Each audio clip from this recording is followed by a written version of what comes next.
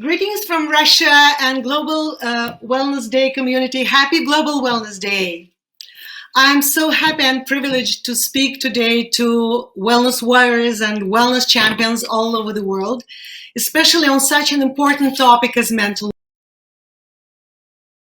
Much to share with you wellness national practices from Russia, but within a limited time span, I will only dwell on the aspect that seems most important to me, our mental wellness and our personal responsibility. Why is mental wellness so important? The topic is interesting for me from a professional standpoint. While the key focus on my career path over the past 20 years has been on spa and wellness industry, back in 1984, I acquired my degree in social psychology. When we speak about mental wellness from a materialistic point of view, mental energy is much faster than our physical energy. What do I mean by mental energy? Mental energy is the eternal energy of our soul and mind. While taking care of our soul was always considered a prerogative of religions, taking care of our minds has been a subject matter of psychiatry. But our soul and mind form a unity that we call mentality. And taking care of that one is our personal responsibility. In our everyday lives, we sometimes experience contradictory emotions. We misunderstand feelings of other people, and even more often, we misunderstand ourselves. Different obstacles in our ways cause stress. We may be hurt by other people, and we lose our inner balance. Some people know how to restore it using tools of mental wellness, while others don't. It has been scientifically proved that the majority of well-known diseases have a psychosomatic origin.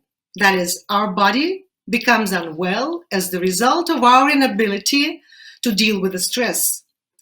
No matter how much we try to improve our lifestyle with healthy habits, balanced eating, physical exercise, none of these measures would be effective without mental wellness. More than 20 years ago, I was inspired by the holistic concept of wellness and started the first wellness club for women in Russia. No wonder that as a psychologist, I introduced, alongside with a variety of treatments and services, counseling, psychotherapy, audio-visual relaxation, lectures on psychology. But at that time, in Russia, the culture of psychotherapy was non-existent. Psychology was considered a domain of scientists, while mental health was considered a subject for psychiatrists. Clients of my wellness club would very seldom book an appointment with a psychotherapist. They would not wish to be mentally or to seem mentally unwell. We tried hard to modify our offer. We would omit the word psychotherapy or psychoanalysis, but all in vain. Our ladies would rather turn to astrologists to solve their inner problems. The only thing that was really in demand at that time in a wellness facility like ours was yoga, as there people would work in a group without opening their souls to another person. Today, the situation in Russia is different. More and more people are aware of the importance of their mental health and taking care of it. Even more than that, I would say that staying well both physically and mentally is becoming a sign of status and education. Nevertheless, there are still challenges to be addressed. In my opinion, one of the biggest challenges to promoting mental wellness is the confusion between the notion of mental wellness and absence of mental disorders. Just like with physical health, oftentimes we take a reactive rather than a proactive approach. We would turn to a psychotherapist only when we are severely depressed or unable to handle our anxiety. Otherwise, we would attempt to talk to a friend or have a glass of wine when tackling our stress.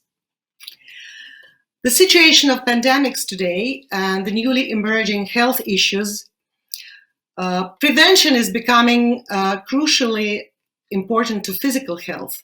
And my hope is that this will be the case with mental wellness as well. One of the notions that are very popular these days is vitality. Vitality is an individual's ability not just to adapt to life challenges, but also to resist to physical threats, such as coronavirus that has changed our lives completely. In some happy individuals, vitality is an inborn ability. But psychologists say that it is also a skill that can be trained and mastered. Vitality is closely related to resilience, our mental ability to restore after a stress or a trauma. Another important notion is emotional intelligence. Interpreting emotions of other people and managing our own ones is claimed to be a key to success. Today, employers test their employees and train them for emotional intelligence, as they consider it a significant professional competence. So many books, articles, and even posts in social media have been published on emotional intelligence, and I'm sure it seems to you clear and banal. But do we realize that the above-mentioned notions, vitality, resilience, emotional intelligence, are crucial for our mental health and mental wellness? There are numerous ways of developing these abilities. Psychotherapy, for one, is an important tool to proactively improve one's mental health and quality of life. And the sooner you take this step, the better. We often talk about this issue with my younger children, who are both millennials. And despite working in finance and management consultancy, they're very much interested in psychology, and they have been going to psychotherapy to improve their mental wellness proactively.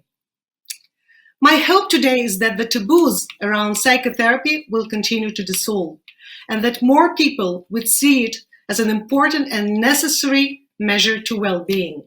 I'm sending you greetings for the Global Wellness Day from Russia. Happy Global Wellness Day and stay well. Thank you.